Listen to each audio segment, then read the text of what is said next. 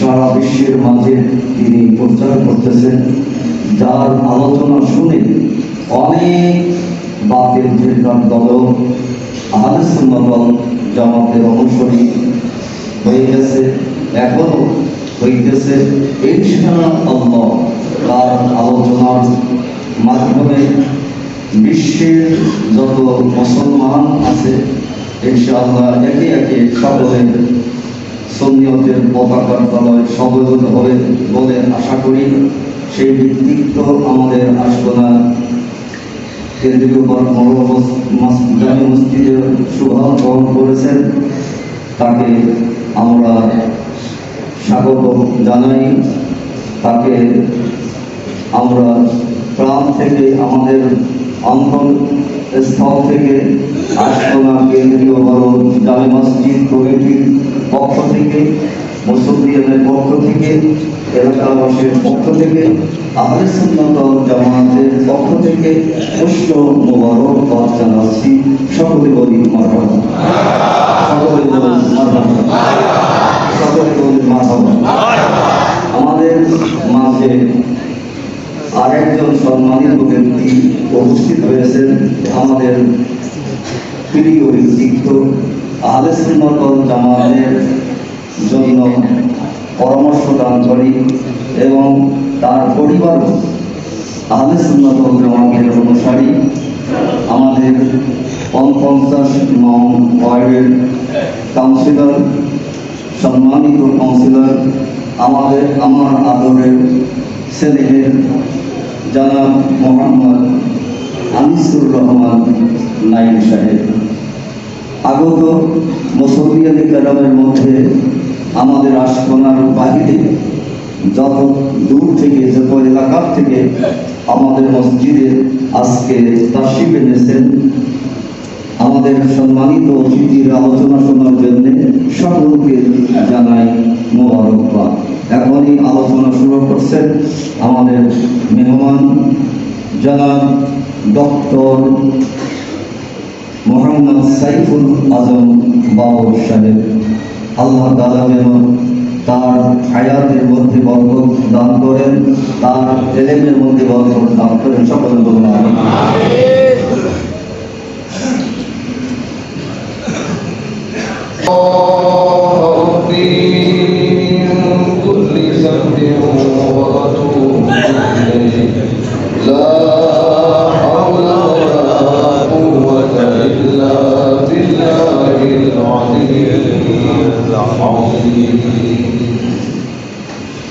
أعوذ بالله من الشيطان الرجيم. بسم الله الرحمن الرحيم. الحمد لله رب العالمين، والعاقبة للمتقين، والصلاة والسلام على سيدنا ومولانا محمد النبي الأمين المكين الكريم الحليم الرؤوف الرحيم، وعلى آله وأصحابه أجمعين.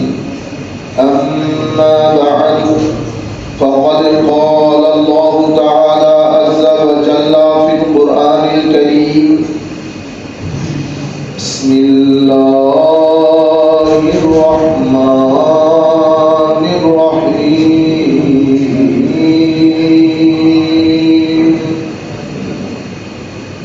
إن الله وملائكته يصلون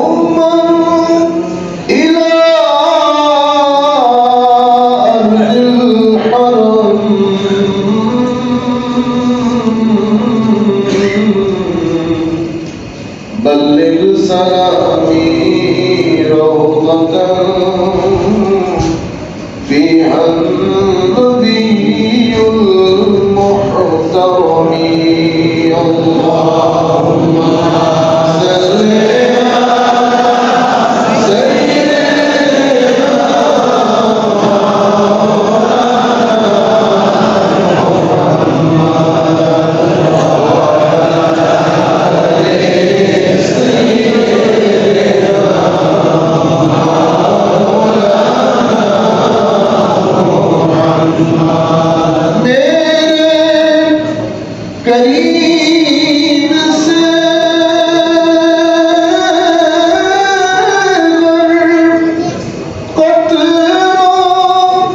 किसी ने मांगा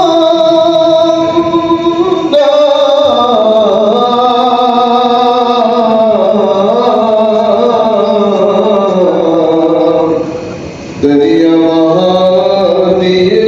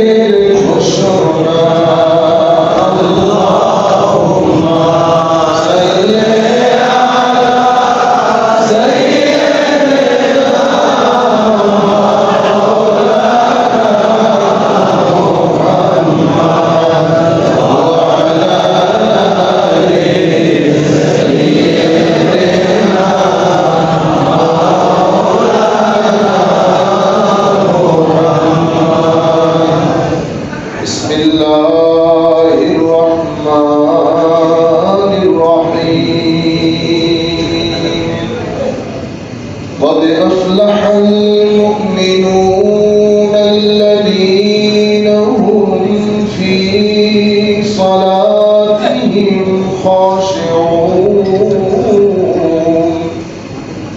صدق الله مولانا العظيم وصدق رسوله النبي الحبيب الكريم ونحن على ذلك لمن الشاهدين والشاكرين رب صل وسلم وبارك عليه উপস্থিত আমাদের সকলের অত্যন্ত শ্রদ্ধাভাজন আহলুস সুন্নাহ ওয়াল জামাত বাংলাদেশ কেন্দ্রিক আমরা যারা আহলুস সুন্নাহ ওয়াল জামাতের সাথে সম্পৃক্ত আমাদের বর্তমানে ধরতে গেলে মুরব্বী সকলে আপনাদের অত্র মসজিদের সম্মানিত দীর্ঘকালীন খতিব এবং অত্র এলাকায় সুন্নিয়তের বীজ বপনকারী এবং সুন্নিয়তের লুক আফটারকারী এবং সুন্নিয়তের গোড়ায় পানি সেচকারী আমাদের সকলের মহব্বতের হুজুর আল্লামা আব্দুর রহমান সাহেব রহমতুল্লাহ আলী আমরা হুজুরের হায়াতের জন্য আল্লাহর দরবারে দোয়া করি এবং সুস্থতার সাথে আল্লাহ যেন আমাকে হায়াতের তৈয়বা তৌফিক আফওয়ান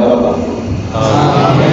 সম্মানিত খতিব মহোদয়, সম্মানিত ইমাম সাহেব, সম্মানিত মুয়াজ্জিন মহোদয়, মসজিদের সম্মানিত খাদেম, সম্মানিত মুসল্লিয়ানি কেরাম, বিশেষ করে আমাদের সাথে আজকে অনেক জ্ঞানী গুণীজন শরীক হয়েছেন, দূর দূরান্ত থেকে অনেক মানুষ এসেছেন, ডিজিআইটিও আছে সাথে, আর আমাদের অত্র এলাকার সম্মানিত কাউন্সিলর মহোদয় সহ আমরা সকলের প্রতি সশ্রদ্ধ সালাম রাখছি। আসসালামু আলাইকুম।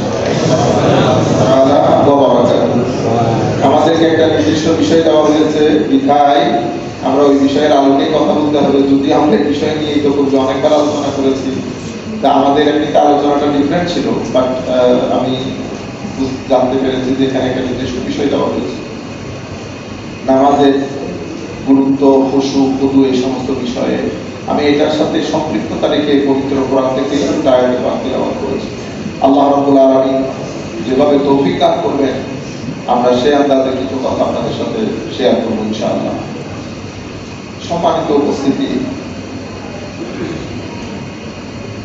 আপনারা দেখবেন আমরা সবাই শুনি, বুঝি, কিন্তু আমরা ফোকাস করতে পারি না। সেটা হচ্ছে আমাদের জীবনে সময়ের গুরুত্ব। আমরা সবাইকে বুঝাই, নিজেও বুঝি, বাচ্চাদেরকেও বোঝানোর চেষ্টা করি। বাংলাদেশের যে জিনিসটা সবচেয়ে বেশি অপচয় হয়, বাইরের কথা আমরা না বলি, বাংলাদেশে আমরা যে জিনিসটা, ইউথের কথা বলতেছি, সবচেয়ে বেশি অপচয় করি, সেটা হচ্ছে আমাদের জীবনের সবচেয়ে গুরুত্বপূর্ণ জিনিস, সময়। কারণ এটা এতটাই খতরনাক, ভয়াবহ সময়। ব্যবহার যদি করতে পারি তাইলে তো বাগান, আর ব্যবহার যদি করতে না পারি তাইলে তো এটা আপনার তালোয়ারের মতো যাবে, কেটে কেটে যাবে। আর এর মধ্যে একটা প্রবাদও আছে, এটা এতটাই গুরুত্বপূর্ণ, এটা আপনাকে বুঝতেও দেয় না, কিন্তু আপনি দেখবেন আপনার মাথার চুল সাদা হয়ে যাচ্ছে। আগে কিছুদিন আগে এক ভদ্রলোক বলতেছেন, হুজুর আগে মদিনা শরীফের মধ্যে গেলে 2-3 বছর আগেও আমি ঘন্টার পর ঘন্টা বসে থাকতাম, কিন্তু এখন 2 ঘন্টা পরে আমার উঠে ওয়াশরুমে যেতে হচ্ছে। আমি বাসায় এসে চিন্তা করলাম, ভাই খোদা, এটা তো সময়, এটা সময়ের কারণে আমি নিজে মনে করতেছি আমি অনেক শক্তিশালী, কিন্তু না, সময় আপনার শরীরের প্রতিটা জয়েন্টের মধ্যে আঘাত করে, আপনার শরীরের প্রত্যেকটা অঙ্গ প্রত্যঙ্গের উপর আঘাত করে, আপনার চোখ, আপনার মাথার চুল থেকে শুরু করে সবকিছু, কিন্তু আমরা সেটা রিয়েলাইজ করতে পারি না। আমরা দুর্বলতা যখন আমাদেরকে পেয়ে বসে, তখন আমি আগে চিন্তা করে কি বলি, আসো না দেখি, একটা ধরলে 2টা নেওয়ার সব জায়গা আছে, কিন্তু আমি যে একটা নিয়ে আমার হাত সুদা করতে পারতেছি না, এটা আমার মাথায়। আমরা আগামী রমজান বলেন, কুরবান বলেন, মুহররম শরীফ বলেন, সব কিন্তু আসবে পৃথিবীতে, এটা এসেছে, আসছে, আসবে, বন্ধ হবে না। কিন্তু ওইটার সাথে আমি আসবো কিনা, ওইটাতে সন্দেহ আছে। আগামী ঈদ আসবে, এটাতে কোনো সন্দেহ নাই, it must come, no doubt, কিন্তু আগামী ঈদের সাথে আমি আসবো কিনা, এটাতে ডাউট আছে। সেই কারণে আমরা বলি, সময় কিল করিও না, ডোন্ট কিল ইওর টাইম। সময় কেউ কিল করতে পারে না, সময় আপনাকে কিল করে। সময় সময়ের জায়গায় থাকবে, আমি থাকবো না। সুতরাং আমি ইউথদেরকে বিশেষ করে অনুরোধ করবো, আমি এখান থেকে আমার বক্তব্যটা শুরু করতেছি। কেন? আপনি দেখবেন নামাজ এবং টাইম অসম্ভব গুরুত্বপূর্ণ। টাইম কি পরিমাণ গুরুত্বপূর্ণ, আল্লাহ টাইমের মধ্যে নির্ধারিত সময়ে নামাজ রেখেছে, দিনে 5 বার, ফজরের সময়, আমরা যোহরের সময়, নির্দিষ্ট সময়। আপনি একটা সময় আরেকটা নামাজ পড়তে পারছেন না। এই নামাজের মধ্যে আল্লাহ রাব্বুল আলামিন আমাদেরকে নামাজের মতো আরো অনেক ইবাদত দিয়েছেন, হজ দিয়েছেন, যাকাত দিয়েছেন, রোজা দিয়েছেন, কিন্তু নামাজকে আল্লাহ রাব্বুল আলামিন অন্য একটা জায়গায় রেখেছেন। এবং আমার নবী সাল্লাল্লাহু আলাইহি ওয়াসাল্লাম ইরশাদ করেছেন, এটা ইমাদুদ্দিন বলেছেন, দ্বীনের স্তম্ভ। যে ব্যক্তি নামাজ ছেড়ে দিয়েছে, সেই কিন্তু আর দ্বীনের স্তম্ভ রক্ষা করতে পারে না, সেই দ্বীনটাই নষ্ট করে দিয়েছে। কোরআনে পাকের শেষের দিকে যখন আপনি যাবেন, একেবারে 30তম পারা শেষের দিকে যখন যাবেন, ঘুরিয়ে ফিরিয়ে আল্লাহ আপনাকে কিয়ামতের কথা স্মরণ করিয়ে দিবেন। ইজা সুলজিলাতিল আরদু জিলজালাহা, ইজা সামাউন ফাতারাত, আল কারিআতু মাল কারিআ। ধারাবাহিকভাবে আল্লাহ রাব্বুল আলামিন আপনাকে কিয়ামতের কথা স্মরণ করিয়ে দিচ্ছে। কেন? কোরআনেরও শেষ, আল্লাহ বলছেন, বান্দা জীবনের শেষের দিকে ওই ভয়াবহ দিনের কথা তুমি মাথায় রাখি। ভয়াবহ দিন কিরকম হবে? ওয়াকাল ইনসানু মা লাহা, মানুষ আশ্চর্য হবে না, অতি আশ্চর্যে মানুষ যখন কোন ভয়াবহ জিনিসের মুখোমুখি হয়, মানুষের একটা এক্সপ্রেশন থাকে। সেই এক্সপ্রেশন কি? মানুষ তখন আশ্চর্যের বহিঃপ্রকাশ করে, মানে এটা কি করতেছে, এত পেইন হচ্ছে কেন, এটা কি জিনিস। মানুষ যখন দেখে যে তার সামনে শুধু মৃত্যু, তার ডানে বামে যাওয়ার কোনো সুযোগ নাই, তখন মানুষ একটা এক্সপ্রেশন দেয়, এটা কি, মানুষের চোখ বড় হয়ে যায়। আল্লাহ রাব্বুল আলামিন পবিত্র কোরআনের শেষের ভাগে বারবার তাদেরকে স্মরণ করিয়ে দিচ্ছেন, তোমরা সবাই একটা নির্দিষ্ট দিনের মুখোমুখি হতে যাচ্ছ, বড় ভয়াবহ দিন। আমার আল্লাহ ওই দিনের ভয়াবহতা বর্ণনা করতে গিয়ে কোরআনে পাকের দুই তিনটা জায়গায় দুই তিনটা আয়াত বলেছেন।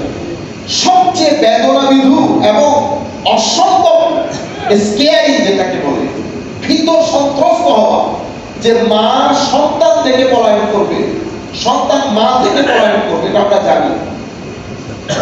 আপনি একটা জিনিস হচ্ছে, আমি শুনেছি জানি, আপনি শুধু বিছানায় পিঠ লাগিয়ে আপনি একবার চিন্তা করে দেখবেন সেই অবস্থার কথা, যখন আপনি আপনার সন্তান ছেড়ে পালাচ্ছেন। কারণ প্রত্যেকেই নিজের জীবনকে একটা হুমকির মুখে দেখবে, তখন প্রত্যেকে চাইবে আগে আমি নিজে বেঁচে যাই। আর ভয়াবহতা এত জটিল পর্যায়ের হবে, তখন কেউ অন্য কারো চিন্তা করার কোনো সুযোগ থাকবে না। এমন জটিলতম দিবস, যে দিবসে সংবাদ দেওয়ার জন্য আল্লাহ পৃথিবীতে লক্ষাধিক নবী পাঠিয়েছেন। পৃথিবীর মানুষ এই ভয়াবহ দিবসকে অস্বীকার করার কারণে কখনো নূহ আলাইহিস সালামের প্লাবনের শিকার হয়েছে, ফেরাউন কখনো নীল নদে ডুবে মরেছে, কখনো আল্লাহ রাব্বুল আলামিন পৃথিবীকে উলটপালট করে দিয়েছেন, কখনো ভারী বর্ষণ করেছেন। আমার নবী সাল্লাল্লাহু আলাইহি ওয়াসাল্লামের জামানায় জঙ্গে বদর কায়েম হয়েছে, উহুদ কায়েম হয়েছে, এবং যে ব্যক্তি আমার নবীর আনিত বিধানকে ডিসরিগার্ড করবে, ইগনোর করবে, পৃথিবীকে বেশি মূল্যায়ন করবে, আমার নবীর আনিত কিতাব এটাকে পড়া ছেড়ে দেবে, নামাজ পড়া ছেড়ে দেবে, আমার নবীর আনিত বিধানকে হালকা করবে, বিশ্বাস করেন এই পৃথিবী কখনো বসবাসযোগ্য থাকবে? আমাদের ইউথ মনে করেছে যে পৃথিবীতে শুধুমাত্র পাওয়ার, টাকা, সেটা আপনার চেয়ারে পাওয়ার হতে পারে, আপনি অফিসার, আপনি বিসিএস ক্যাডার, আপনার সিগনেচারের মূল্য অনেক। আমরা পৃথিবীকে এখানে আবদ্ধ করে রেখেছি না। আপনি আজকে বাসায় গিয়ে আপনার আয়নার সামনে দাঁড়াবেন, আপনি নিজেকে নিজে জিজ্ঞেস করবেন আপনি কে? আপনি কি শুধুই শরীর, না আপনি শুধু শরীর না, আপনার ভিতরে একটা মন আছে। আপনি শুধু শরীর কেন্দ্রিক চিন্তা করছেন, আপনি মনটাকে ইগনোর করছেন। মনটা যেই জাতি ইগনোর করেছে সেই জাতি আমেরিকা হয়ে গেছে, আপনি বাঁচতে পারবেন না। আমাদের টিভির মধ্যে আমাদেরকে আমেরিকা, ইউরোপকে যেভাবে জান্নাত করে দেখা, আসলে কি সেটা সেরকম জান্নাত না, সেরকম জান্নাত না। হ্যাঁ, কিছু জিনিস তাদের মধ্যে আছে, তারা আইন বুঝে, তাদের মধ্যে চরিত্র আছে, সততা আছে, সত্যবাদিতা আছে, ওইটা আপন জায়গায় ঠিক, ওইটার কারণেই তারা বেঁচে আছে। নতুবা এই বিল্ডিং মিনিমাম 100 বছর আগে ভেঙে পড়তো। শুধু আখলাকে মুস্তাফা সাল্লাল্লাহু আলাইহি ওয়াসাল্লামকে ধরে রাখার কারণে এখনো পর্যন্ত অস্তিত্বের মধ্যে আছে, নতুবা মিনিমাম 50 থেকে 100 বছর আগের পতন ঘটতো। কেন? কারণ আপনি সমাজ থেকে দ্বীনের রাস্তা বন্ধ করে দিয়েছেন। যখন দ্বীন বন্ধ করে দেবে, তখন আপনার মন খাদ্য থেকে বঞ্চিত হবে, আপনার মন খাদ্য থেকে বঞ্চিত হবে। মন যখন খাদ্য থেকে বঞ্চিত হয়, মনের ইতমিনান নষ্ট হয়, যেটাকে আমরা ইতমিনানে কলব বলি। ইতমিনানে কলব মানে সুকুনে কলব, আপনার অন্তরের প্রশান্তি। আপনার অন্তরের প্রশান্তি যদি না থাকে, আমি যদি আপনাকে হোটেল সেরিনাতেও বসিয়ে দেই, আপনার ভালো লাগবে না। আপনার দাঁত ব্যথা নিয়ে আমি যদি আপনাকে বলি রেডিসন ব্লুতে খেতে, আপনার ভালো লাগবে না। মন আজীব এক জিনিস, এটা যদি একবার অস্থির হয়ে যায়, এটা কি স্থিরতা আপনি পৃথিবীর কোনো মেডিকেলে গিয়ে দিতে পারবেন না। ঘুমাইতে পারবেন, ঘুমিয়ে যাওয়া ছাড়া আপনার হাতে অন্য কোনো অস্ত্র নাই যেটার মাধ্যমে আপনি মনকে শান্তি করতে পারবেন। আমি ইউথকে বিশেষ করে বলবো, আল্লাহর ওয়াস্তে দুইটা জিনিস যদি আপনি জীবন থেকে ছেড়ে দেন, কোটি টাকা আপনার ব্যাংকে থাকবে, মনের মধ্যে স্থিরতা থাকবে না। আপনি অস্থির হওয়া মানে আপনি ডিপ্রেস হওয়া, এটা বারবার আপনাকে সুইসাইডের দিকে ঠেলে দেবে।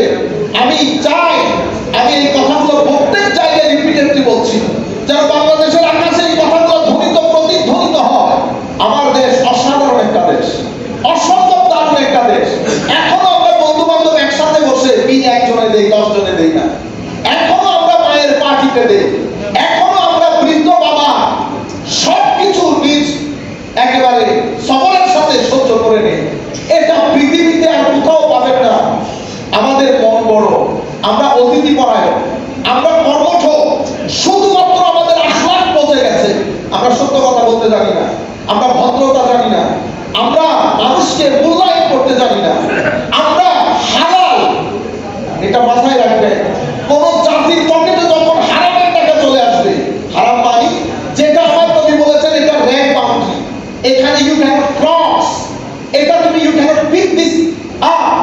এই মানিগুলো তুমি তোমার পকেটে নিতে পারবে না, কিন্তু আপনি যখন ওই টাকা পকেটে নিয়ে ঘরে ঢুকে আপনি পুরো দুনিয়ার ডাক্তার এক করে দিলেও আপনার ভিতর থেকে আপনি অশান্তি দূর করতে পারবেন না। আমি এই কথাগুলো কাজ যদি আমাদের কথা শুনতে মনে রাখবেন, ঘরের মধ্যে যখন গীবত হয়, কি হয়? গীবত মানে কি? গীবত মানে আপনি শুধু মানুষের কথা বলতেছেন।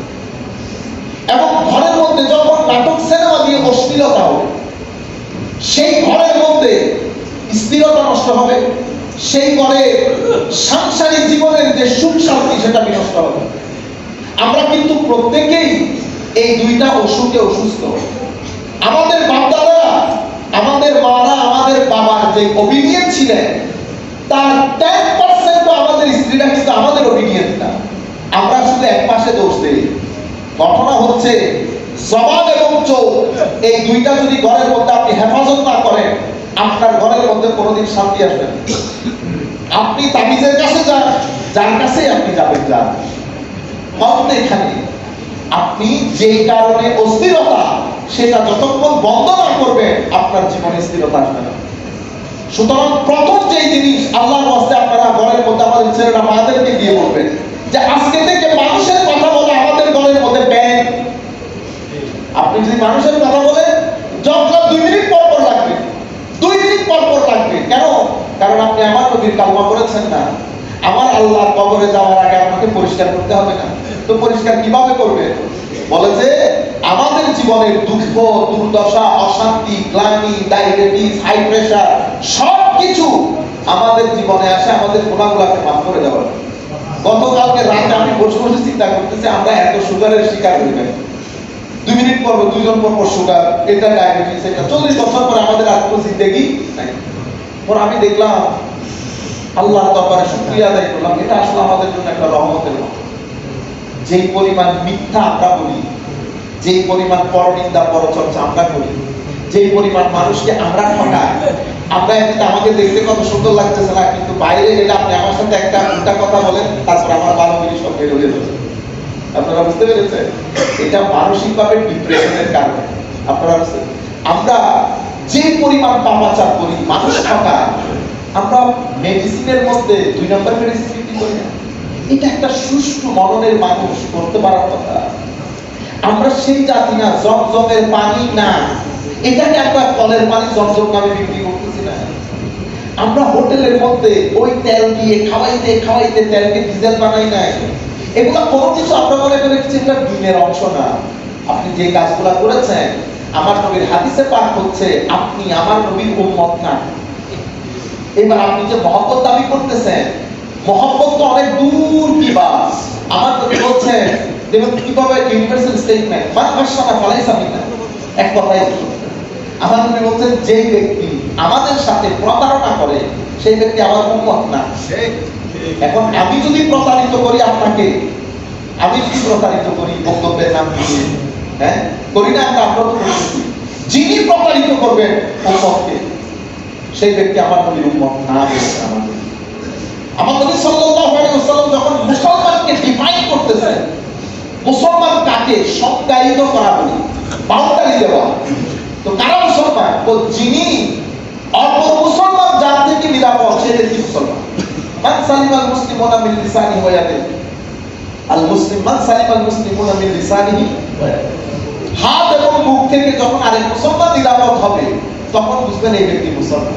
আমার নবী বলছেন তুমি মুসলমান, আচ্ছা মুসলমান তো এক স্টেজে, মুমিন আরেক স্টেজে। তোমার কান ইউমিনু বিল্লাহি ওয়াল ইয়াউমিল আখির, তুমি যদি মুমিন হয়ে থাকো তো অবশ্যই তুমি যেন তোমার প্রতিবেশীকে কষ্ট না দাও। প্রতিবেশী আমাদের হাত থেকে কেউ মুক্ত।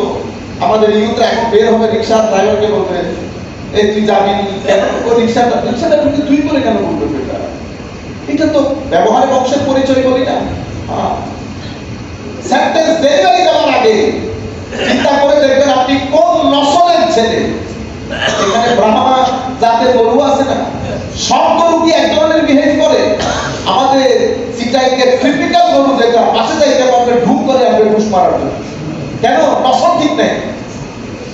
আর ব্রাহ্মণ জাতের গরু দেখছেন না, আপনি পাশে পুরে গাড়ি যতক্ষণ আপনি ডিস্টার্ব না করবেন ততক্ষণ আপনাকে ডিস্টার্ব করবে। দেখতে কত সুন্দর।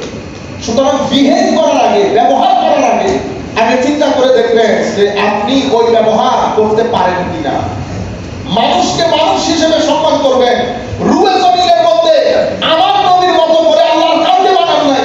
আমার নবীকে আল্লাহ যখন বানিয়েছেন নবী করেই বানিয়েছেন। ওলামায়ে কেরাম এখানে একটা কথা বলছি, আপনারা আমার কথার সাথে দ্বিমত পোষণ করতে পারেন, কোনো অসুবিধা নেই। আমাদের এখানে দ্বিমত পোষণ করে গুন্ডামি করেছি, সব জায়গার মধ্যে লেগে যায়। আমরা না, দ্বিমত পোষণ করবেন ভদ্রতার সাথে। ওটা কিভাবে?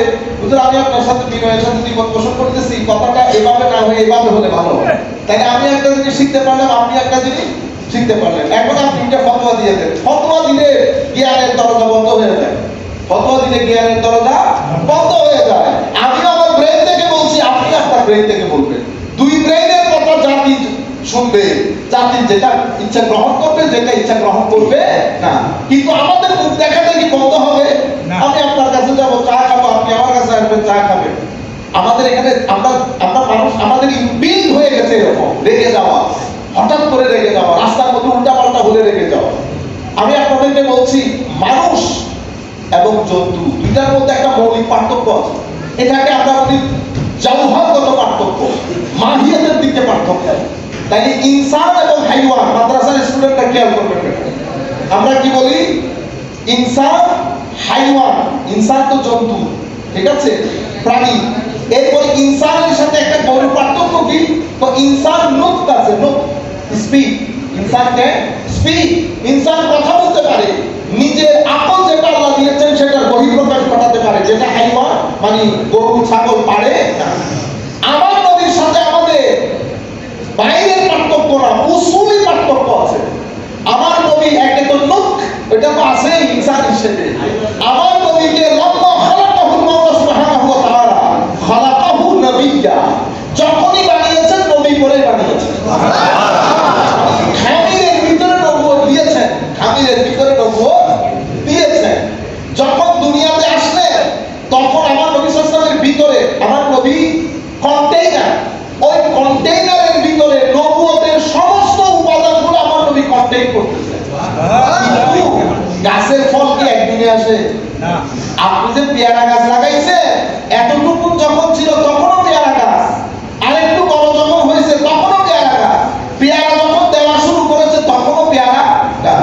তো আমার নবী যখন ছোট গাছ, ঠিক আছে, এরপরে বড়, এরপরে বড়, ফল দেওয়া শুরু করেছে 40 বছরের পরে। ফল দেওয়া শুরু করেছে 40 বছরে। তো 40 বছর পর্যন্ত আমার নবী নবুয়তের সমস্ত উপাদানকে ধারণ করেছে। সেই কারণে আলমে আরওয়াহ রূহ জগতের মধ্যে যখন কথা হচ্ছিল, তো আমার আল্লাহ যখন নবীদেরকে অ্যাড্রেস করেছেন তখন কিন্তু বলেছেন ওয়া ইজ আখাযাল্লাহু মিসাকান নাবিয়্যিন। স্মরণ করুন সেই সময়ের কথা যখন আমি রূহ জগতের নবীদের থেকে ওয়াদা নিয়েছি। তো আমার আল্লাহ নবীদেরকে নবী বলছেন রূহ জগতে, নবীদেরকে নবী বলছেন রূহ জগতে। তো আমার নবী রূহ জগতে নবী ছিলেন, আমার মায়ের পেটে আসার পর কি নবুয়ত ডিসকানেক্টেড হয়ে গেছে? উনি তো ওইটা ধারণ করছেন। কেন? কারণ যখন বানিয়েছেন আমার আল্লাহ নবী করেই বানিয়েছেন। মুসা আলাইহিস সালামকে যখন বানিয়েছেন নবী করেই বানিয়েছেন। এটা আমার আল্লাহর হিকমত।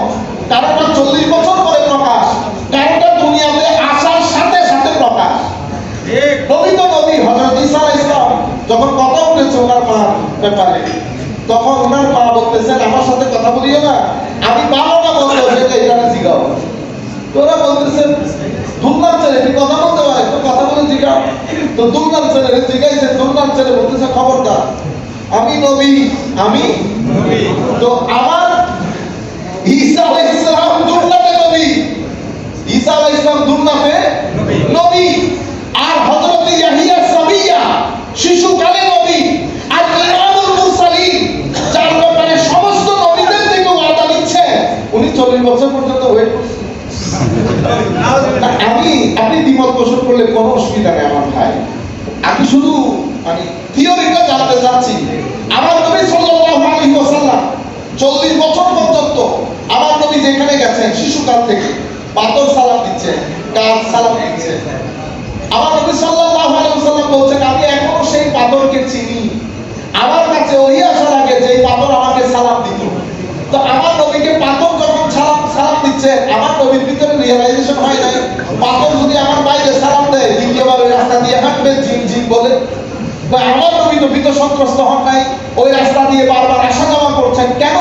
কারণ আমার নবীর ভিতরে ইনবিল্ট প্রফেটহুড আছে, ইনবিল্ট। এটা আমার নবীর ভিতরে আল্লাহ রাব্বুল আলামিন ঢুকিয়ে দিয়েছেন। আপনারা বুঝতে পেরেছেন? নবী, আমরা কেন বলি নবুয়তের প্রকাশ হয়েছে?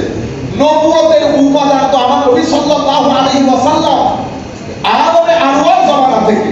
শুধু আপনি আল্লাহ যখন হযরত আদমকে তৈরি করতেছেন, হযরত আদম আলাইহিস সালামকে তৈরির আয়াত কোরআনে কিভাবে এসেছে? ওয়া ইয ক্বালা রাব্বুকা লিল মালাইকাতি ইন্নী জাইলুন ফিল আরদি খলিফা।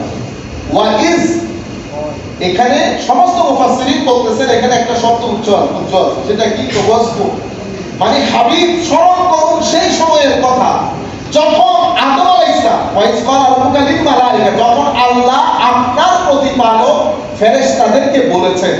তো ফেরেশতাদেরকে আল্লাহ আদম আলাইহিস সালামকে সিজদা করতে বলেছেন অনেক আগে না, আমার নবী তো সবার পরে, কিন্তু আমার নবীকে বলছেন স্মরণ করুন সেই সময়ের কথা। তো আমার নবী স্মরণ করবে কেমনে? যদি নবীর নবুয়তের উপাদান সেটা কি রকম আল্লাহ পাক ভালো জানেন, আমরা জানি না, আমাদেরকে সেই জ্ঞান আল্লাহ দান করেন নাই। কারণ নবীদের নবুয়ত, নবীদের সম্মান, আজকে আপনারা আমাকে নামাজ সম্পর্কে বলতে বলেছেন না, 50 ওয়াক্ত নামাজ আপনি আজকে 5 ওয়াক্ত পড়তেছেন। এই নামাজ হচ্ছে মেরাজের সবচেয়ে বড় তোহফা, মেরাজের সবচেয়ে বড় তোহফা যেটা আমরা পড়ি না। এই তোহফাটা আল্লাহ আমার নবীকে দান করেছেন, কিন্তু 50 থেকে 5 ওয়াক্ত হওয়ার পেছনে গুরুত্বপূর্ণ ভূমিকা রেখেছেন আমাদের নবী হযরতে মূসা আলাইহিস সালাতু ওয়াস সালাম। হযরতে মূসা, এটা উম্মতে মুহাম্মাদের উপর মূসা আলাইহিস সালামের বড় ইহসান, বড় ইহসান। আর উম্মতের কাজ হচ্ছে যিনি ইহসান করবে তার শুকরিয়া আদায় করা, তার শুকরিয়া আদায় করা। মূসা আলাইহিস সালাম ইন্তেকাল করেছেন কখন? আমার নবীর অনেক আগে। মূসা আলাইহিস সালাম দাফন হয়েছে মাটি পৃথিবীতে। মূসা আলাইহিস সালাম আমাদের নামাজ পড়াচ্ছেন মেরাজের রাত্রিতে। কিভাবে সম্ভব? আপনি এটা সবকিছু যদি 2 এ 2 এ 4 করতে চান তো 2 এ 2 এ 4 করতে পারবেন না। কেন? আমাদের আকলের একটা লিমিটেশন আছে। আমাদের আকল চোখ এবং কান নির্ভর। আমি যদি এখন আপনাকে বলি রাব্বুতান, সবাই অন্ধকার হয়ে গেছেন না? কানকে জিজ্ঞেস করতেছে, কান বলতেছে এটা আমি ইতোপূর্বে শুনি নাই। যেহেতু কান এই কথা ইতোপূর্বে শুনে নাই, ব্রেন কোনো ছবি আঁকতে পারতেছে না। কিন্তু আপনি আমাকে বলেন রাব্বুতান বলার সাথে সাথে আমার কান ব্রেনের মধ্যে মেসেজ পাঠাবে। ব্রেন রাব্বুতানের ছবি এঁকে ফেলছে, অলরেডি আমি দেখতেছি। আমার জিহ্বা দিয়ে লাড়াপাড়া শুরু হয়েছে। কেন? আমার জিহ্বা টেস্ট গ্রহণ করেছে। আপনি দেখেন নাই, ব্রেন কাজ করতেছে। আমি দেখেছি, ব্রেন কাজ করতেছে। তাহলে বোঝা যায় ব্রেন যতটুকু, চোখ যতটুকু দেখে, ব্রেন ততটুকু ওয়ার্ক করে। চোখ যেখানে বন্ধ, ব্রেনও সেখানে বন্ধ। আমি রাব্বুতান মালয়েশিয়ান লিচি, মালয়েশিয়ান, আপনারা লেচু বলেন না, লেচু, মালয়েশিয়ান লিচুকে রাব্বুতান বলে। বাইরে থেকে দেখতে সুন্দর, ভাই দোকানে পাইলে খাবেন, অনেক টেস্ট। তবে ডায়াবেটিস ওয়ালারা খাবেন না, এটা খাইলে সুগার একেবারে বাম্পার হাই হয়ে যাবে, অনেক মিষ্টি, অসম্ভব দারুণ। এখন আপনি না দেখার কারণে আপনি বুঝতেছেন না। কবরে কিতাব আপনার জীবন বৃত্তান্ত, আপনার জন্ম বৃত্তান্তের বর্ণনা দিয়েছে। আপনি আগে কোরআনকে জন্ম বৃত্তান্তে ভুল প্রমাণ করবেন, তাহলে ওইটা অটোমেটিক্যালি ভুল হয়ে যাবে। যে জিনিসটা দিয়ে পরীক্ষা করতে পারবেন সেটা দিয়ে আমরা চেক করব। যাই হোক, আমরা অনেক দূরে চলে এসেছি। আমি যেটা আপনাদেরকে বলতে চাচ্ছি, আমরা বাসায় গিয়ে দেখবো নিজেদেরকে, আমরা আসলে শরীর কিনা। আমরা শরীরের, আল্লাহ আমাদেরকে মন দিয়েছে। যেহেতু আমরা শরীর এবং মনে দারুণ এক সংমিশ্রণ, তো আল্লাহ আমাদেরকে যখন ইবাদত দিয়েছেন, সেই ইবাদতের ভিতরেও আল্লাহ 2টা জিনিস দান করেছেন, শরীর এবং মন, জিসম এবং রূহ। আমাদের ঈমানের ভিতরেও আল্লাহ 2টা জিনিস দিয়েছেন, জিসম এবং রূহ। আমরা যেমন শরীর এবং রূহ, আমাদের নামাজের মধ্যে আল্লাহ শরীর এবং রূহ দান করেছেন। আমাদের ঈমানের মধ্যে আল্লাহ শরীর এবং রূহ দান করেছেন। ঈমানের শরীর কোনটা? লা ইলাহা ইল্লাল্লাহ মুহাম্মাদুর রাসূলুল্লাহ, এটা ঈমানের শরীর। কালমা দেখেছেন, আমি পড়েছি, আপনি শুনেছেন, এটা ঈমানের শরীর। তো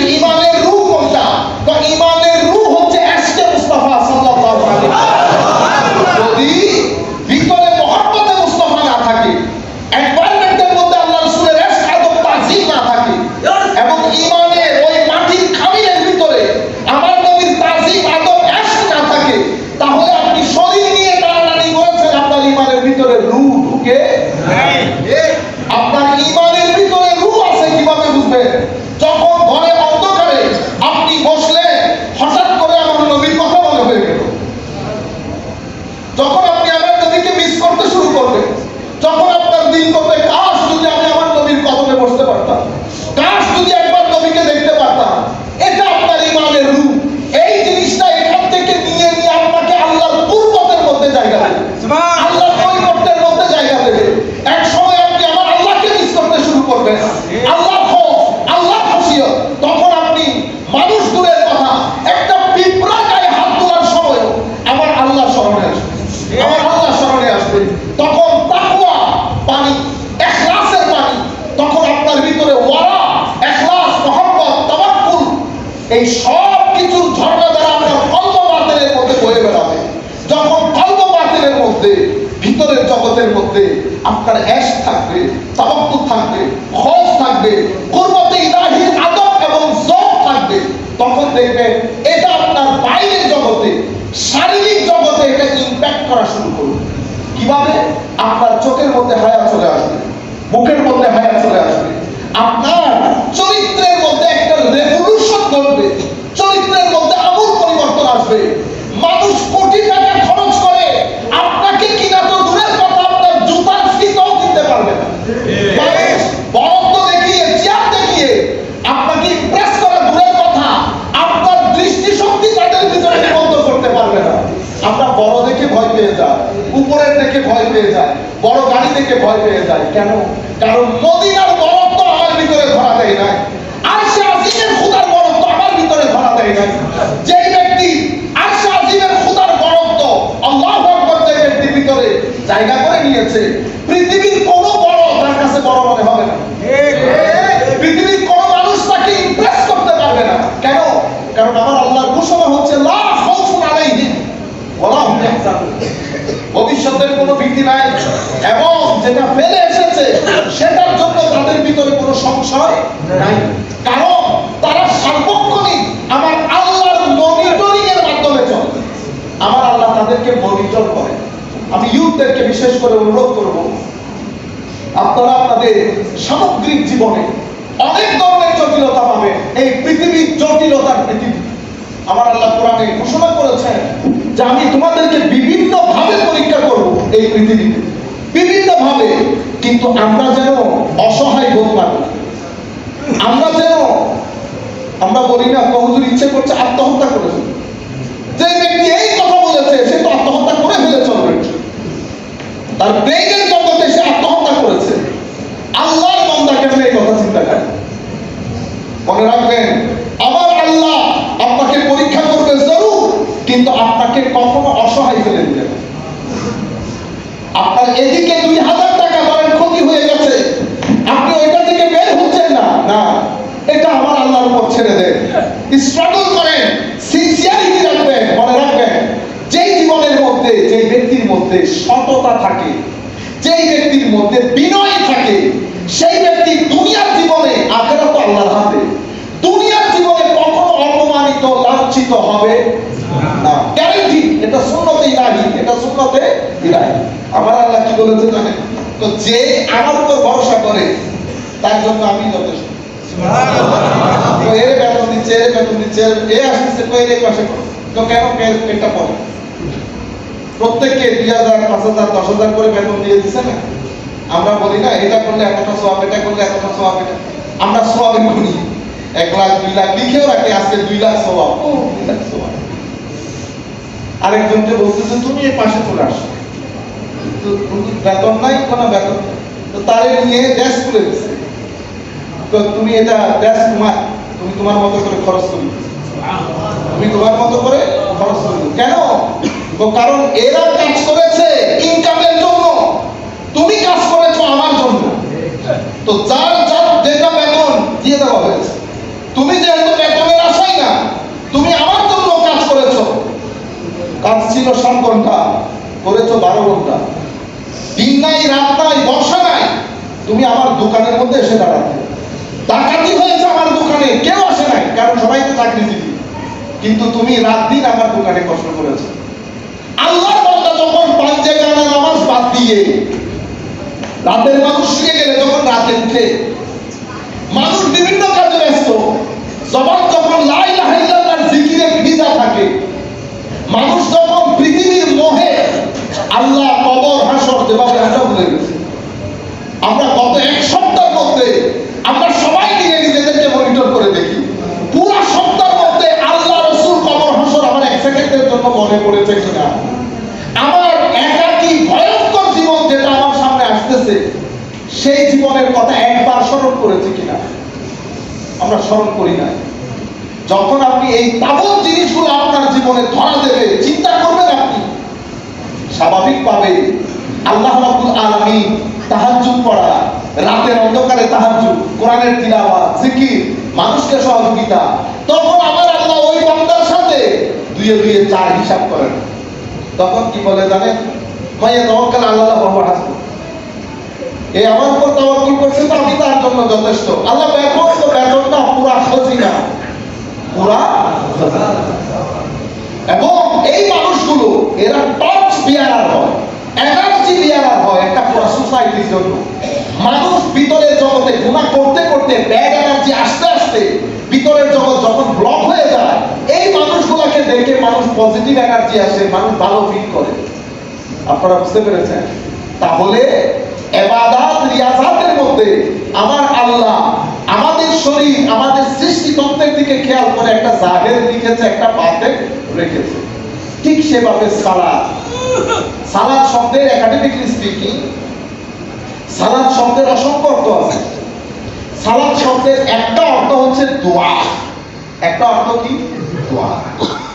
সালাত যখন আল্লাহ রাব্বুল আলামিনের পক্ষ থেকে হয়, আমার নবী সাল্লাল্লাহু আলাইহি ওয়াসাল্লাম হাদিসে পাকের মধ্যে ইরশাদ করেছে, ইযা দুইয়া আহাদুকুম ফালইউজিব ফা ইন কানা সালিমান ফালিউসাল্লি ওয়া ইন কানা মুফতিরান ফালিউতঈম। তোমাকে কেউ যদি, তুমি নফল রোজা রেখেছো, কেউ যদি তোমাকে দাওয়াত করে, দাওয়াত কবুল করিও, দাওয়াত কবুল করিও। আমার নবী সাল্লাল্লাহু আলাইহি ওয়াসাল্লাম বলেন, ফা ইন কানা সালিমান ফালিউসাল্লি। হ্যাঁ, তুমি যদি রোজা রাখো, তাকে বলবা আমি রোজা রেখেছি, ফালিউসাল্লি, তবে তার জন্য দোয়া করে দিও, তার জন্য দোয়া করে দিও। তো সালাত অনেক ধরনের কথা আছে, আমি সবকিছু সংক্ষিপ্ত করতেছি। সালাতের অসংখ্য অর্থ আছে। এটা পবিত্র কোরআনের আরবি ভাষার একটা গ্রেটনেস। আরবি এক একটা শব্দে 20-21টার মতো অর্থ থাকে। খুদ কোরআনে পাকের মধ্যে এক এক শব্দ অনেক অর্থে ব্যবহৃত হয়। ওয়াহি শব্দটা, ওয়াহি, আল্লাহর নবীর দরবারে ওহী আসে, আমরা বলি না? তো ওহী যার কাছে আসে উনি তো নবী হয়ে যান। কিন্তু এই ওহীটা কোরআনে পাকের মধ্যে অসংখ্য আয়াতে এসেছে। যেমন আমার আল্লাহ বলছেন, ওয়া আওহা রাব্বুকা ইলান নাহল, আল্লাহ মধুপোকাকে ওহী করেছে। তো মধুপোকা কি নবী হয়ে যাবে? না, এখানে ওহী অর্থ হয়ে গেছে ইলহাম, প্রত্যাদেশ করা। এইজন্য কোরআনে পাক, কোন ভালো কোরআনে পাক বুঝে এমন ব্যক্তির কাছে পড়তে হবে। আপনি যদি নিজে নিজে পড়তে যান, তো অনুবাদ আপনাকে নাড়াবে, ঘোরাবে। কারণ যিনি অনুবাদ করেছেন ওনারও তো একটা আকীদা আছে, নাই? উনি ওনার আকীদার মতো করে কোরআনের অনুবাদ করবেন। সেখানে কোরআন, সেই কারণে অনুবাদ কখনো কোরআন হয় না। কোরআন আপন জায়গায় কোরআন, অনুবাদ আপনি যেমনে করবেন তেমনে যাবে। কুল হুয়াল্লাহু আহাদ, হাবিব আপনি বলে দেন, হে মুহাম্মদ সাল্লাল্লাহু আলাইহি ওয়াসাল্লাম তুমি বলো। দেখছেন, এটাও শুদ্ধ, এটাও শুদ্ধ। তবে একটার মধ্যে আদব আছে আর একটার মধ্যে কি আছে?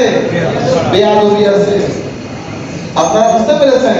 তো যিনি বলছেন হাবিব সাল্লাল্লাহু আলাইহি ওয়াসাল্লাম আপনি বলে দিন, ইনি এই কথা কিভাবে বলতে পারলেন? তার ঈমানের ভিতরে ইশক আছে, ঈমানের রূহ আছে, ঈমান জিন্দা। কিন্তু ঈমানের রূহ যদি না থাকে, জিন্দেগি যদি না থাকে, তো বলার সময় কিভাবে বলবে? হে মুহাম্মদ সাল্লাল্লাহু আলাইহি ওয়াসাল্লাম তুমি বলে দাও।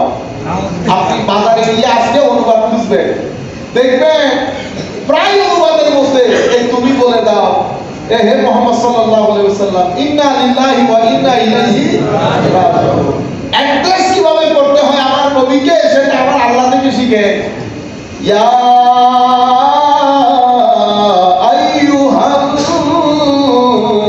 নবী, তাকসে কিভাবে দেখতেন? ইয়া মুহাম্মদ ডাকতে পারতো না, ডাকে নাই?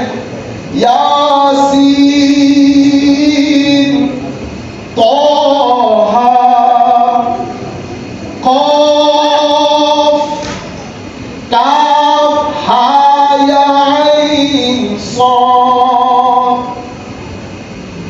পবিত্র কোরআনের মধ্যে এভাবে অসংখ্য জায়গায় শেষে মেরাজের রাত্রির ঘটনা বর্ণনা করতে গিয়ে আমার আল্লাহ বলছেন ওয়ান নাজমি ইযা হাওয়া মা দাল্লা সাহিবুকুম ওয়া মা গাওয়া ওয়া মা ইয়ানতিকু আনিল হাওয়া।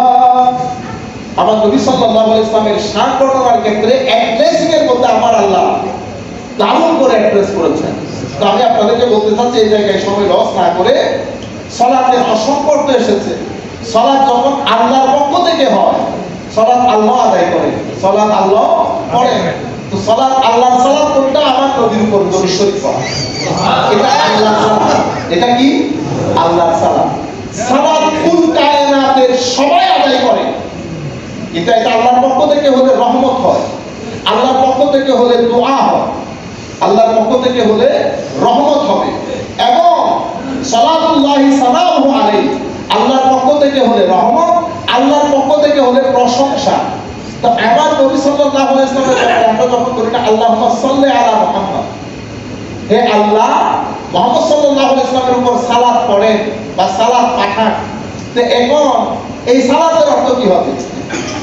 তো এই সালাতের একটা অর্থ হচ্ছে তাজিম।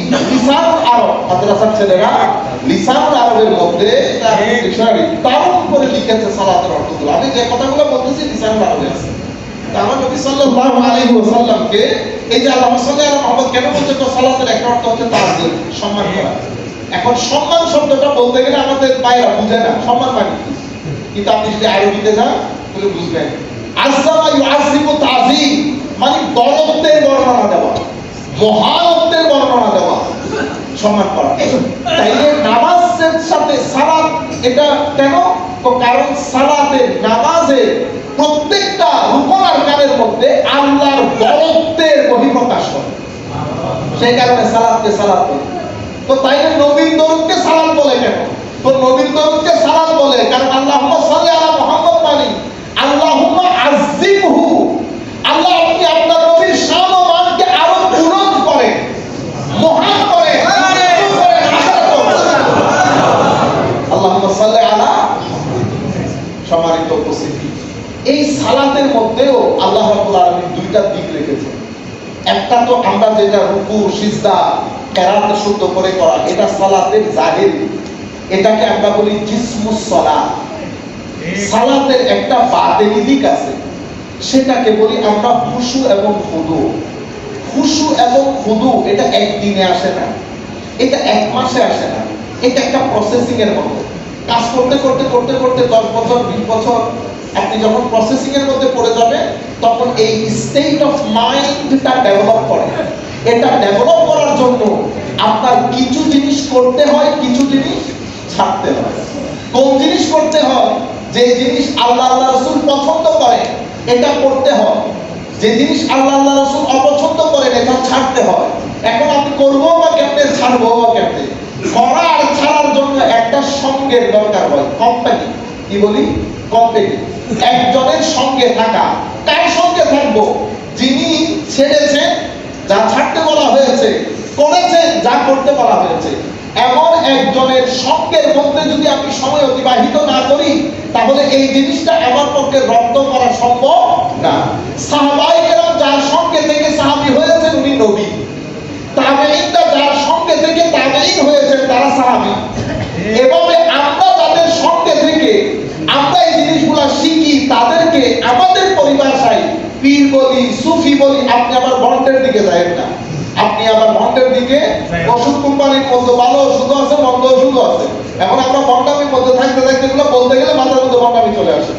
আমাদের নতুন নতুন কলেজ ইউনিভার্সিটির ছেলেগুলাকে শিখিয়ে দেওয়া হয়েছে এগুলা বাজে জিনিস, এগুলা দিক ধর্মের মধ্যে নাই। ইন্না লিল্লাহি ওয়া ইন্না ইলাইহি রাজিউন। তাহলে তো আপনি কলেজ ইউনিভার্সিটি ছেড়ে দিতে হবে। আপনি কেন ভূগোল করবেন, কেন ইতিহাস করবেন? কালকে আমি খরচ করে আমাদের কাউন্সিলর মহোদয়কে টাকা পাঠিয়ে দেব অ্যারোনটিক্যাল ইঞ্জিনিয়ারিং এর বই।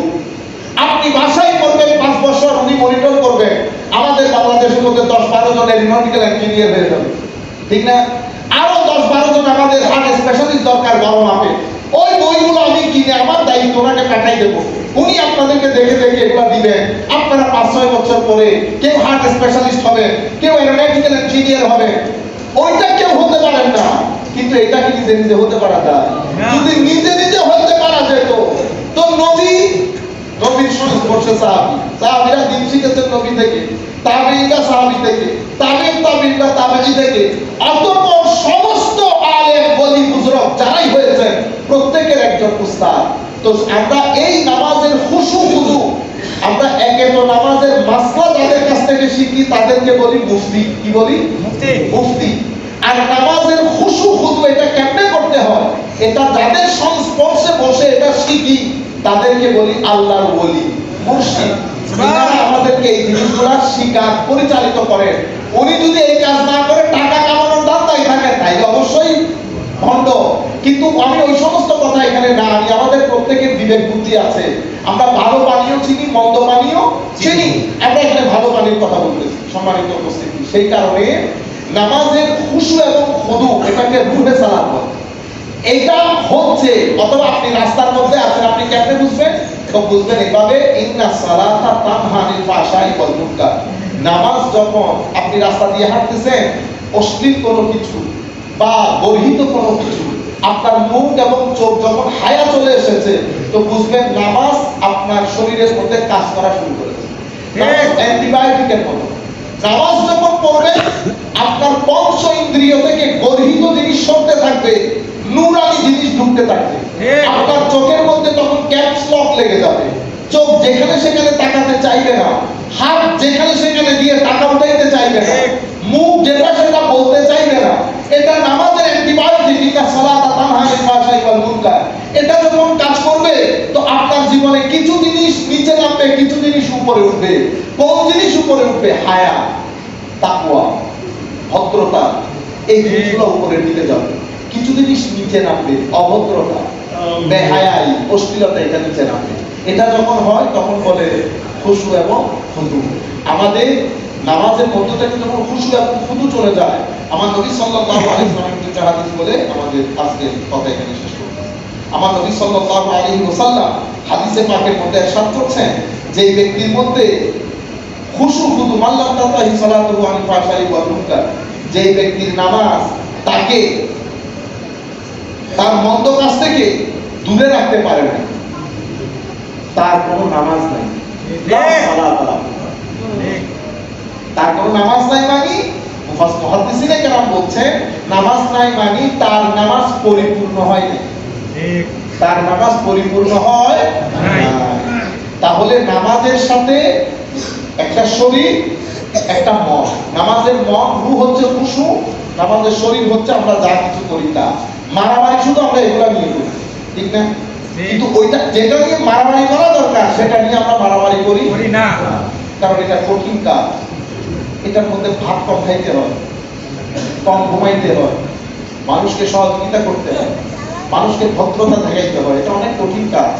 তো ওই রাস্তায় আমরা হাঁটি না। আমার প্রতি আমার আল্লাহ একটা হাদিসে কুদসি, আমার আল্লাহ বলছেন, ইন্নামা আতাকাব্বালুস সালাহ মিম্মান তাওয়াদা বিহি বিআযামাতি। আমি শুধু নামাজ কবুল করি ওই ব্যক্তি, যেই ব্যক্তি আমার মহানত্বের সামনে বিনয়ের সাথে দাঁড়িয়ে থাকে। ওয়ালাম ইয়াসতাতিল আলা খালকি, আমার সৃষ্টির উপর জুলুম করে না। ওয়ালাম ইউবিল মুসাল্লান আলা মাসিয়াতি, এবং পাপ কাজের উপর বারবার একই কাজ রিপিটেডলি গুনাহের কাজ করে না।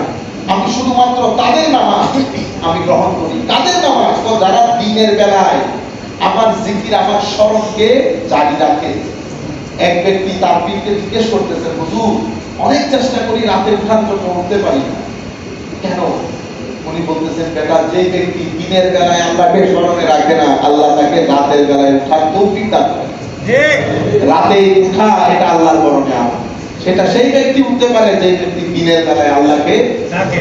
দিনের বেলায় যখন আমি দুনিয়ার কুকর্মের মধ্যে থাকবো, দুইটা জিনিস ঘটবে। আমার নামাজের মধ্যে যোগ থাকবে না, নামাজের মধ্যে কনসেন্ট্রেশন থাকবে না, নামাজের মধ্যে ফোকাস থাকবে না, এবং রাতের নামাজ মিস হবে, ফজরের নামাজ মিস হবে। আর এক সময় দেখবে যখন আপনার এটা কমে কমে আসবে, কেমনে বুঝবেন? দেখবেন আগে আপনি সুন্নত পড়তেন, এখন সুন্নত পড়া ছেড়ে দিয়েছেন। যখন আপনি দেখবেন নামাজ পড়তেছেন একেবারে শেষ সময়ে গিয়ে এই একটু ইদার করে আস্তে আস্তে দেখবেন এক পর্যায়ে নামাজ ছেড়ে দিতে শুরু করেছেন। নামাজ ছেড়ে দেওয়া মানে হচ্ছে আল্লাহর রহমতের চাদর থেকে নিজেকে বের করে আনা। যখন আপনি নামাজ পড়বেন, যখন কোন একটা খারাপ কাজ করতে গেলে ভিতরে একটা টান অনুভব করবেন, তখন বুঝবেন আমার আল্লাহ আমার উপর রাজি আছে, আল্লাহ রাজি আছে। তখন আল্লাহর দরবারে কান্নাকাটি করবেন, কোরআনে পাক তিলাওয়াত করবেন। আমার আল্লাহ বলছেন ওয়ারাহমাল মিসকিন, যারা মিসকিনকে দয়া করে, যারা যে মানুষগুলোর মধ্যে অসহায় মানুষ তাদেরকে সহযোগিতা করে, বিধবাকে সহযোগিতা করে, এবং যারা দুঃখ কষ্টে আছে সেই সমস্ত মানুষকে সহযোগিতা করে, এই মানুষদের নামাজ শুধু আমি আল্লাহ কবুল করি। আমার আল্লাহ বলছেন কিছু নামাজি আছে নামাজ পড়েছে 100 ভাগের মধ্যে সওয়াব এসেছে মাত্র 70, কেউ পায় 60, কেউ পায় 50, এরকম করতে করতে আমার কবি বলতেছেন কেউ পায় 10 ভাগ। এই যে নামাজের সওয়াবের মধ্যে বেড়াই করতেছে, এটা কেন? এটা হচ্ছে আপনার ভিতরে নামাজের প্রতি টান যত কমতে থাকবে সওয়াব তত কমতে থাকবে। এই জন্য মুসলিম উম্মতের জন্য নামাজ এক আযীম নিয়ামত। সেই কারণে আল্লাহ নামাজের ভিতরে সমস্ত প্রকার ইবাদতগুলো রেখে দিয়েছেন। সুবহানাল্লাহ। হজ সবাই করতে পারে না, এই হজে সব এখন তো আল্লাহর মেহেরবানি 60% মানুষ হয়তো যেতেও পারবে না। যাকাত যার পয়সা আছে সেই দিচ্ছে, রোজা যিনি সুস্থ তিনি রাখতেছেন। তাই এই যেগুলো আপনার 5 পিলার্স অফ ইসলাম, ইসলামের 5 স্তম্ভ, সেই স্তম্ভের মধ্যে শুধু কালমাটা করেছেন, বাকি 3টাকে সবাই পারতেছে না, রয়ে গেল সালাত। এটা এমন একটা জিনিস, এটা আপনি যে অবস্থায় হোক আপনাকে করতে হবে, কোনো মাফ নাই। সেই কারণে আল্লাহ নামাজের মধ্যে সব ইবাদতের যোগ রেখেছে। রোজার যোগ সালাতের মধ্যে আছে, হজেরটাও আছে, যাকাতেরটাও আছে। এই জন্য সালাতকে আমার আল্লাহ ইমাদুদ্দিন বলেছেন। হাদিসে পাকের মধ্যে আমার নবী ইরশাদ করেছেন যে আমার আল্লাহ হুকুম যখন জমিনের মধ্য থেকে তার গ্রিপ লুজ হয়ে যাবে, মানুষ যখন বেহায়া হয়ে যাবে, মানুষ যখন আল্লাহর হুকুম আহকামের প্রতি বৃদ্ধাঙ্গুলি প্রদর্শন করবে, জমিনের মধ্যে আল্লাহর হুকুমের গ্রিপ যখন লুজ হবে, তখন জমিন থেকে দুইটা জিনিস আস্তে আস্তে আস্তে আস্তে করে উঠে যাবে। প্রথম যে জিনিস উঠে যাবে সেটা হচ্ছে কোরআন এবং সুন্নতের আলোকে জমিনের মানুষগুলোকে শাসন করা, এটা উঠে যাবে। দ্বিতীয় যে জিনিস জমিন থেকে উঠে যাবে সেটা আসসালাত, নামাজ। সেই কারণে উম্মতের 20 কোটি মানুষ আমাদের দেশে, অলমোস্ট 16 কোটি মানুষের মুসলমানের দেশ। আপনি মসজিদগুলো দেখে বুঝতে পারবেন ফজরের যোহর। এরপরে আমাদের ইউথরা, তবু আল্লাহ দুনিয়াতে মুসলমানরা একমাত্র জাতি, ইসলাম একমাত্র ধর্ম, যে ধর্মের যুবকরা ধর্ম পালন করার জন্য মসজিদে ভিড় করে।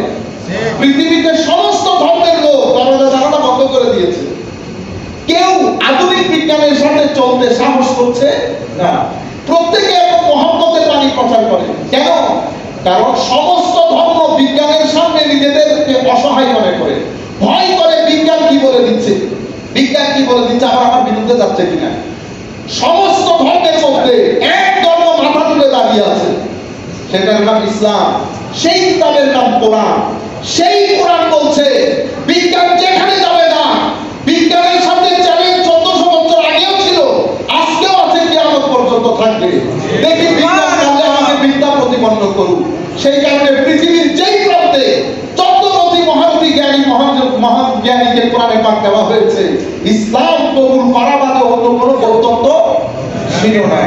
সম্মানিত উপস্থিতি, এমন এক আযীম দ্বীনের হামেল আমরা। তো পৃথিবী যখন দেখেছে আমাদের ইউথ মসজিদমুখী, পৃথিবীর এটা ভালো লাগতেছে না। পৃথিবী চায় মসজিদগুলোর মধ্যে ফিতনা ফাসাদ হোক।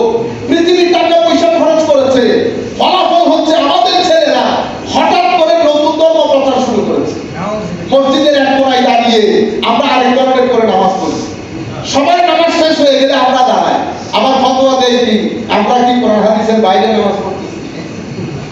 আপনারা বুঝতে পারতেছেন? যুগ যুগ ধরে আমরা এখানে ভাত খাই তরকারি দিয়ে, শুটকি দিয়ে। আপনি আমাদেরকে যদি আফ্রিকান কালচার শিখাইতে আসেন, আজকে থেকে ভাত খাবো না, আমরা আটা দিয়ে খামির তৈরি করে ওই আলু দিয়ে খাবো, আমি দেখছি আফ্রিকার মানুষ খায়, অথবা আপনি ইংরেজ আমেরিকাতে গেছেন, সেখানে দেখছেন তারা এক ধরনের চিক পিস টাইপ করে খাস একটা ব্রেকফাস্ট করে, সেটা নিয়ে যদি আপনি বলেন আমেরিকাতে এরকম করে, আমরা এরকম করুন না রে ভাই, আমাদের নিজস্ব একটা কালচার আছে, নাই? আমাদের নিজস্ব একটা ট্রেডিশন আছে, আমরা ওইটাই করি, আপনি আমাদেরকে ওইটাই করতে দেন, আপনারটা আপনি করেন। প্রত্যেক মসজিদের মধ্যে বেটা আমরা মারামারি রাখি, লজ্জা করে আমাদের হাত তুলনা মানিয়ে কেমনে উম্মত মারামারি করে। পৃথিবীতে এত রবি মহারবী পৃথিবী ছেড়ে চলে গেছেন, এত আসিম আসিম আলে, কারো বুঝে আসে নাই যেটা আপনার বুঝে আসছে। মনে রাখবেন, আপনি উঠেন নাই, আপনাকে উঠানো হয়েছে, আপনাকে উঠানো হয়েছে। আমি বিনয়ের সাথে অনুরোধ করবো, নিজের ব্রেইনকে জিজ্ঞেস করেন, আপনি উত্তর পেয়ে যাবেন। আরো যদি আপনি নিজের পরিচয় জানতে চান, আপনি দাড়ি রাখার পরে আয়নাতে গিয়ে দেখবেন, আয়নার মধ্যে যদি আপনার চেহারা বিদ্যুটে হয়, তো মনে করবেন আপনি যে রাস্তার মধ্যে আছেন এটা রং রাস্তা। এটা কি রাস্তা? আমাদের মুরব্বীদের দাঁড়িয়ানো চেহারা দেখছেন, এগুলো যখন দুনিয়া থেকে যাবে চেহারা আরো চমকাবে। কিন্তু আমার নবীর শানে, মানব উম্মতে মুসলিমার আহলুস সুন্নাত ওয়াল জামাতের আউলিয়ায়ে কেরামের শানে যখন বিদ্বেষ রাখবে, চেহারা আস্তে আস্তে মলিন হয়ে যাবে। চেহারা কি হয়ে যাবে? কাউকে জিজ্ঞেস করতে হবে না, কোনো ফতোয়ার দরকার নাই। আপনি আপনাকে কি আয়নাতে দেখবেন, আপনি উত্তর পেয়ে যাবেন। আল্লাহ রাব্বুল আলামিন আমাদের হামে নাসির হোক, মওলাই করিম আমাদেরকে কবুল করুন। ওয়া আলাইকুম আসসালাম। আমিন।